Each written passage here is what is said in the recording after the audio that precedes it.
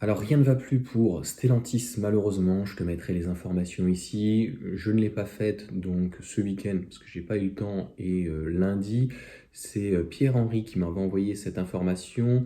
Donc la nouvelle boîte de vitesse pour les hybrides, notamment le 136 chevaux. Alors j'arrive jamais à retenir la boîte, la IDSD6, machin, enfin bref. Franchement, on s'en fout. Le plus important, c'est qu'en fait, c'est une boîte qui est faite par un équipementier, donc a priori français. La boîte est une sorte de double embrayage, sauf qu'elle est encore plus compliquée d'une double embrayage.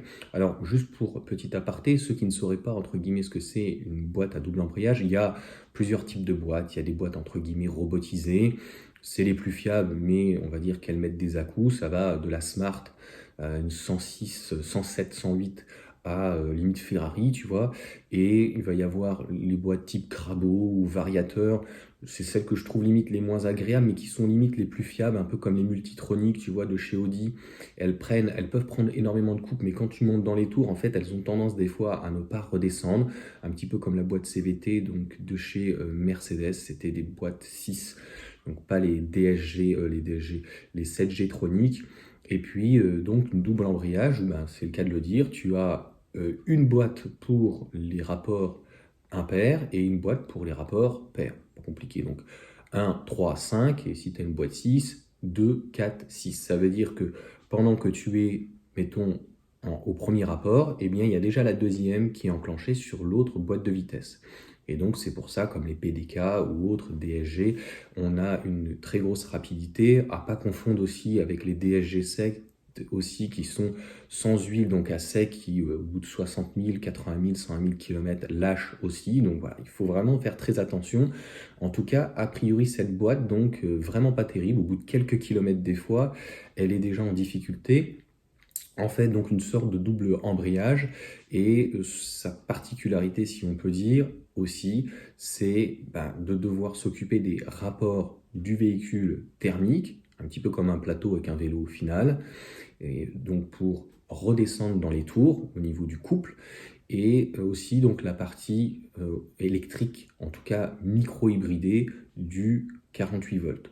Donc là, je pense pas qu'il y ait les 6 rapports normalement. Je pense qu'en fait, ça doit être sur un pignon, sur un rapport, et puis après, les autres rapports sont pour le thermique.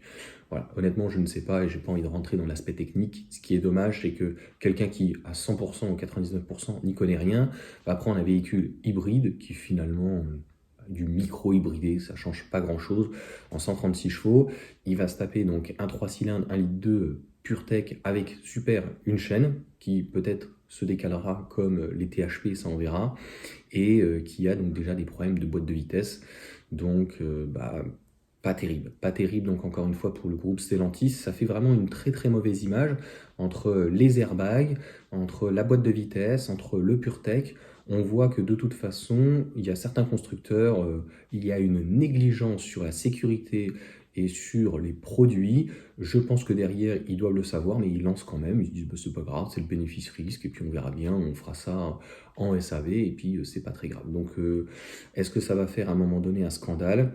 Et est-ce qu'en fait, ils vont réussir à nous finir au moins des véhicules thermiques, puisque c'est bientôt la fin du thermique, hein, d'ici 2, 3, 4, 5 ans, hein, pour ceux qui n'auraient pas compris, est-ce qu'ils vont réussir à sortir un minimum de la tête de l'eau? Mais non, tu vois, on voit bien qu'ils n'ont plus rien à fiche, et même sur l'électrique, en fait, ce qui est paradoxal, ils y croient pas plus que ça, hein, certains généralistes, certains constructeurs généralistes, mais ils font aucun effort sur les thermiques. Enfin, ce qu'ils proposent, c'est des boosts, c'est des voitures qui sont clairement jetables. Et d'ailleurs, leurs véhicules électriques, là où ils y croient pas tant que ça, finalement, sont beaucoup moins jetables que leurs véhicules. Là, une grosse batterie sur le 3008, par exemple, 98 kWh, avec au moins 500 à 600 km, avec 1500 cycles, tu imagines bien que la batterie, elle est pratiquement increvable. Plus elle va être grosse, la batterie, plus elle va avoir d'autonomie, et plus en fait il va y avoir donc obligatoirement de kilomètres pouvant parcourir par rapport au nombre de cycles initiaux.